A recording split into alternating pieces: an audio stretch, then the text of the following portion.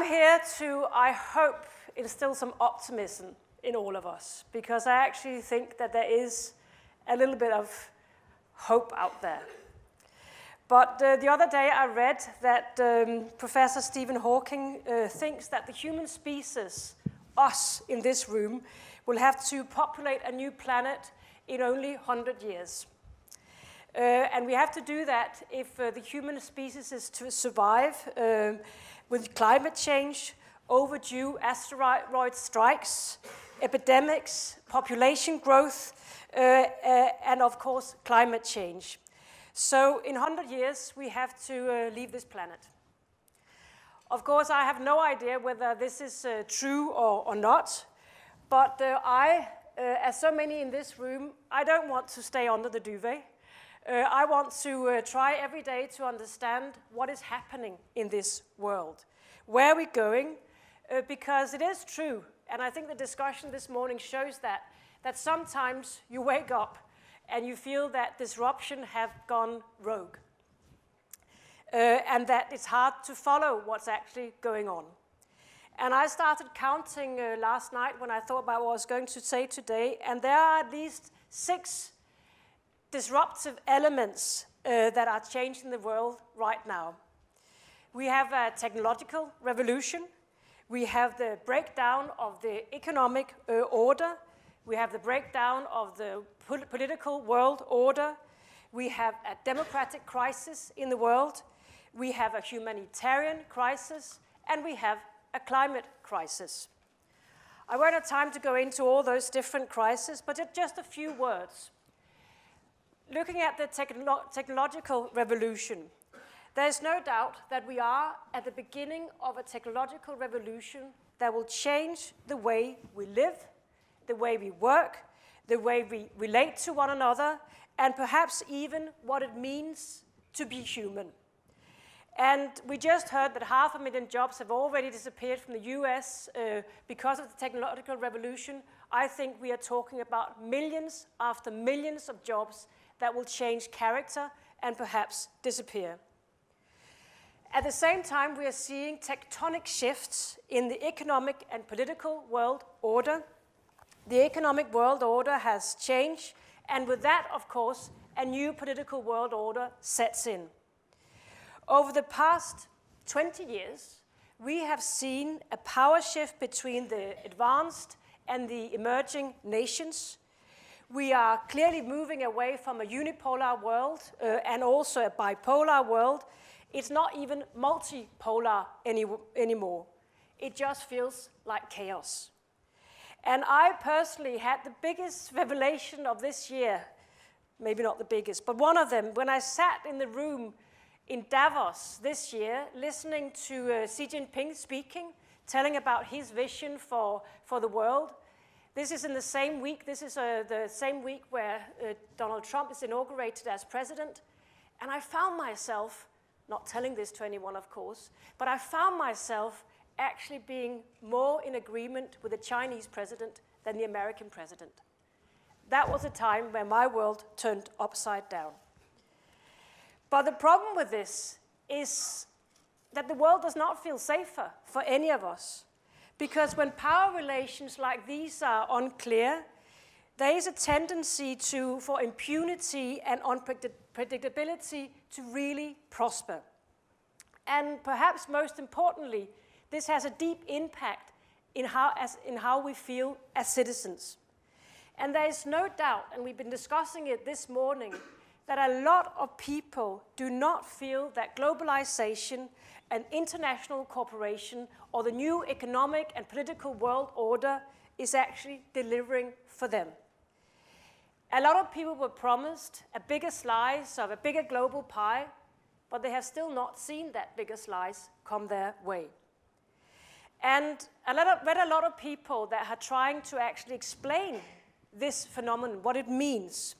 And of all people, it's actually Mark Carney, the governor of the Bank of England, who has expressed this most clearly. Because he says, and I quote, "Despite such immense progress, many citizens in advanced economies are facing heightened uncertainty, lamenting a loss of control and losing trust in the system. To them, measures of aggregate progress bear little relation to their own experience. Rather than a golden new era, globalization is associated with low wages, insecure employment, stateless corporations, and striking inequalities. End of quote. And the thing is that people are right. Inequality is growing. Just a few figures on that. The richest 1% now own 40% of the world's wealth, while the bottom half own no more than 1%. This is inequality. And in this environment of feeling that I'm not getting a fair deal out of globalization, and that the world is a little bit out of control, and feeling at the same time that politicians are not actually in control.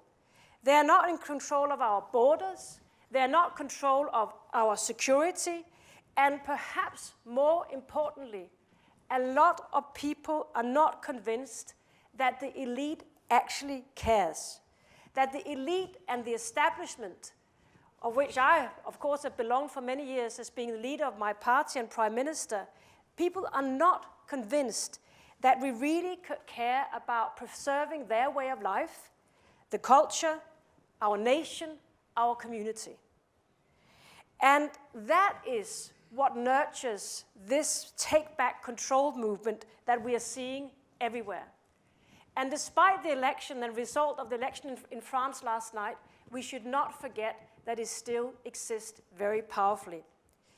The take-back control movement is about that Britain is better outside the European Union, that we put Austria first, France first, America first, and a solid return to economic nationalism and every part of nationalism, actually. And what happens now is that it clearly nurtures a language and a defining of your group against another group, and always finding someone to blame.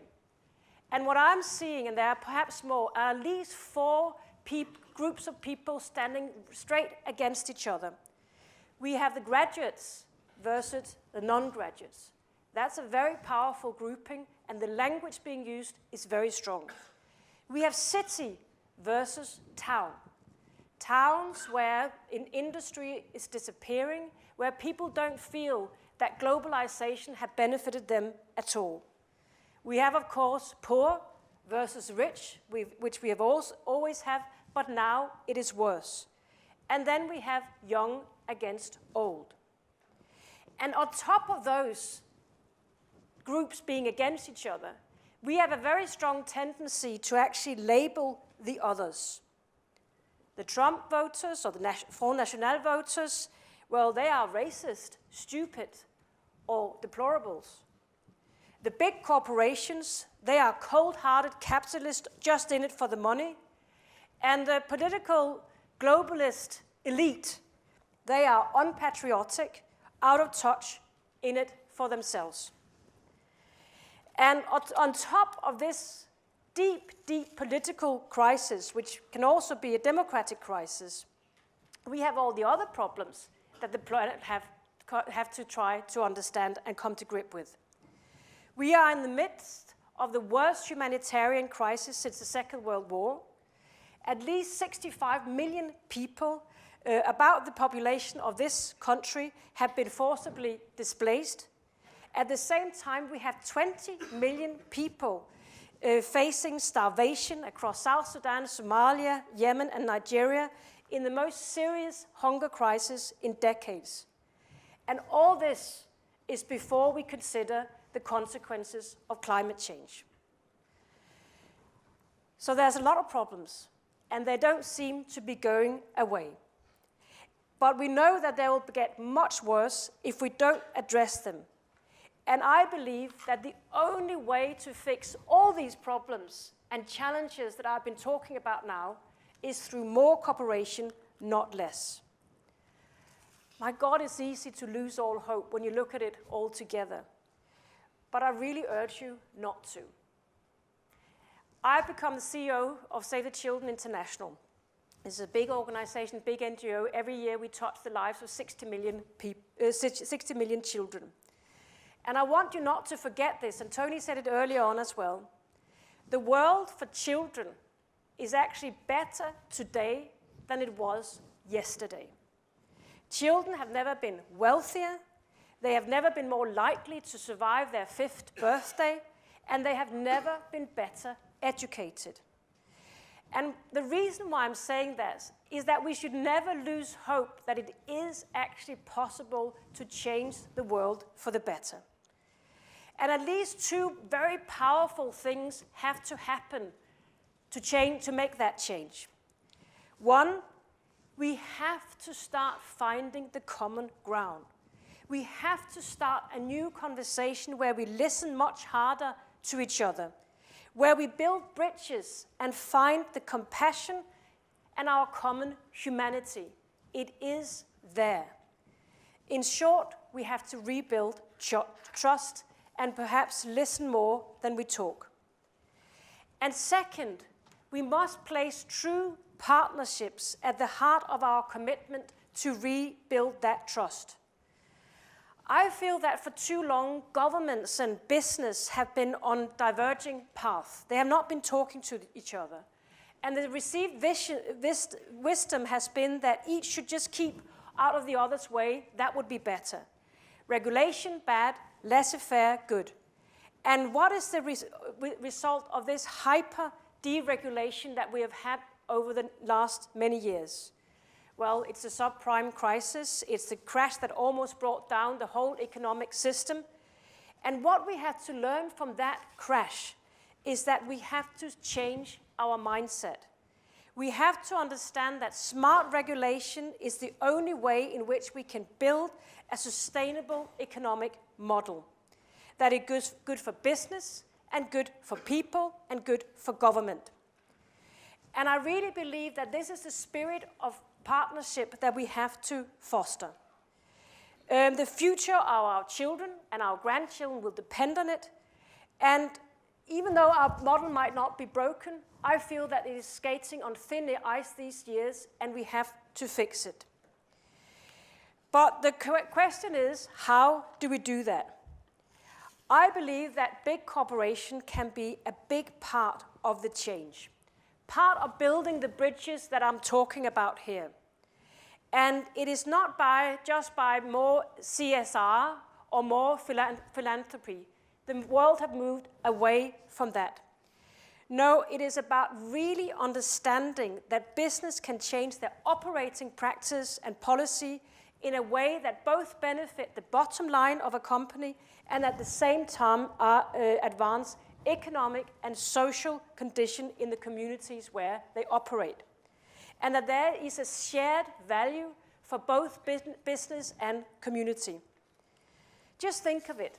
Think of what role business is actually playing in ending poverty, for example. But just by doing business, they're playing that role. In the jobs they create, in the taxes they paid, by the value that they create. But some businesses have gone much further than just that. That includes actually standing up and explaining how, for example, overseas help can help their businesses and help them get more economic growth. But it also means that big business now have to understand, and this is in the words of Paul Polman, who is a leader in this area, that there is no business for extreme poverty. And that business leaders are actually investing in this. Business leaders are out there right now making the case for foreign aid. But some business are taking the revolutionary step these years, and I think that is where the change will really come, in integrating the Sustainable Development Goals directly into their strategies and investment choices. The Sustainable Development Goals are the goals that we adopted almost 2 years ago. It's the UN, it's all countries that are behind them, and those are the new benchmark of where we want to take the world in 2030. And I have met business leaders that are actually taking those goals and putting them into their strategy. And just imagine what we could achieve if every large business in the world could use the SDGs in their general goals.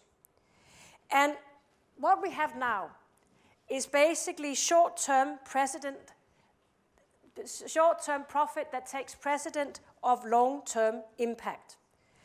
But what if every company in the world was to actually introduce triple bottom line reporting based on people, based on planet, and based on profit? Imagine that in the remuneration packages of every CEO of big corporation, what they were actually measured on were those 3 Ps.